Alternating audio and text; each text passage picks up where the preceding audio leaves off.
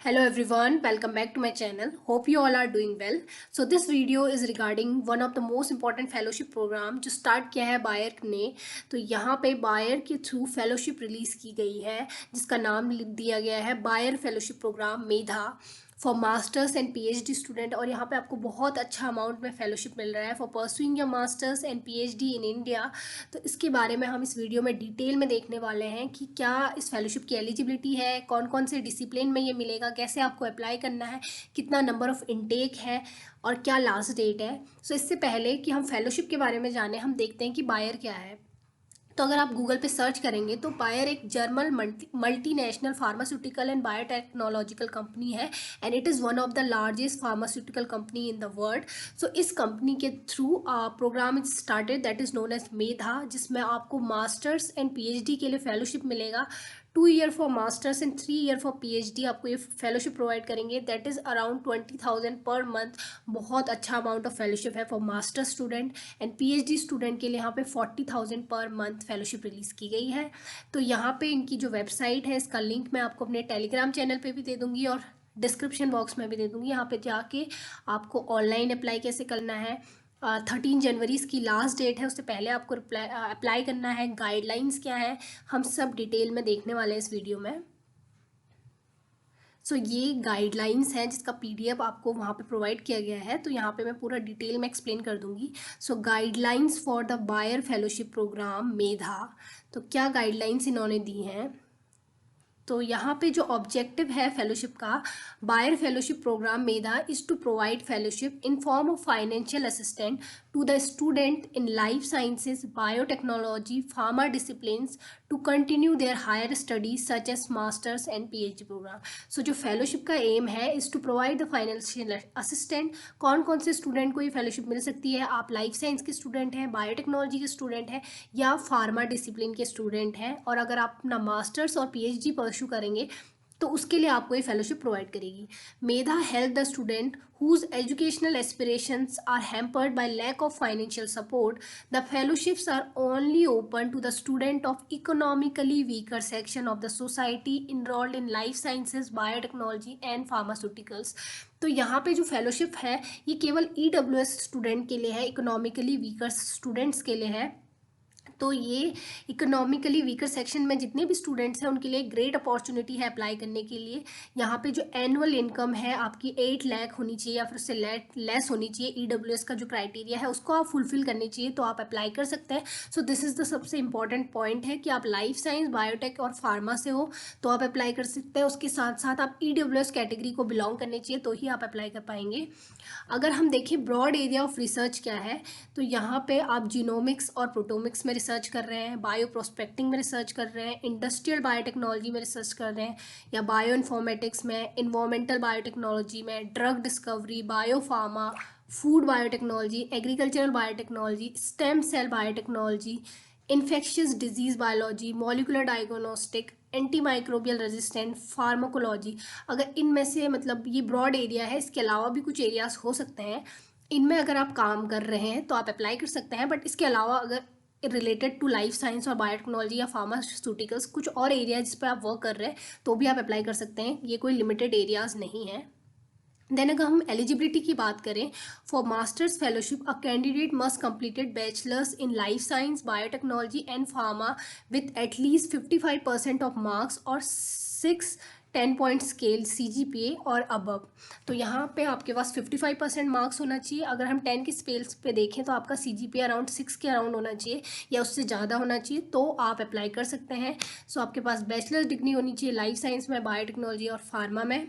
अगर हम पीएचडी की बात करें तो आपके पास मास्टर्स डिग्री होनी चाहिए लाइफ साइंस में, बायोटेक्नोलॉजी और फार्मा में विथ एटलीस्ट 60% मार्क्स और 6.5 ऑन द 10 स्केल। तो यहाँ पे 60% मार्क रखा गया है पीएचडी फेलोशिप के लिए मिनिमम, और मास्टर्स के लिए 55% मार्क्स रखा गया है।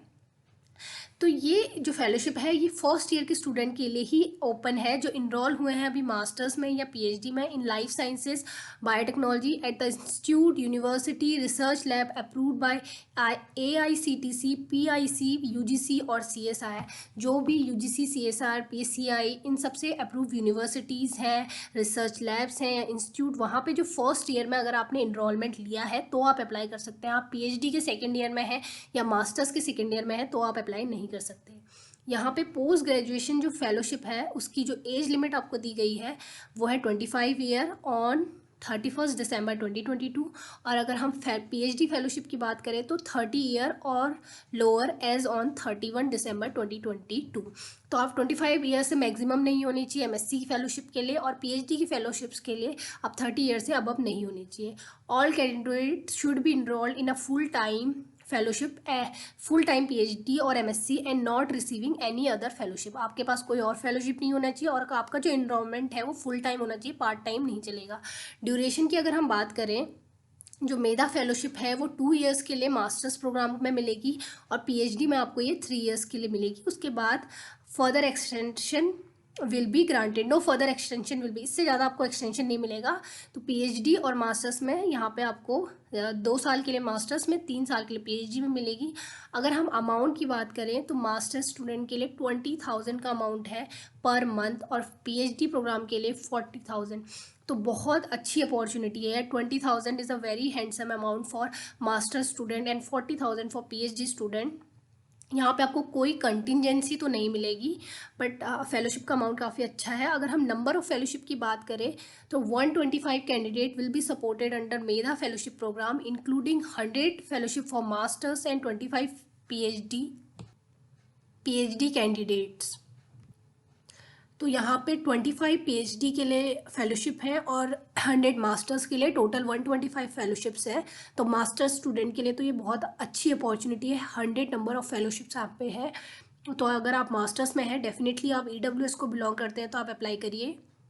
It is exclusive for EWS section, और यहाँ पे भी उसमें से भी 60% रिजर्वेशन फीमेल कैंडिडेट के लिए है, 10% रिजर्वेशन PWD कैंडिडेट के लिए है इन मास्टर्स और PhD बोथ।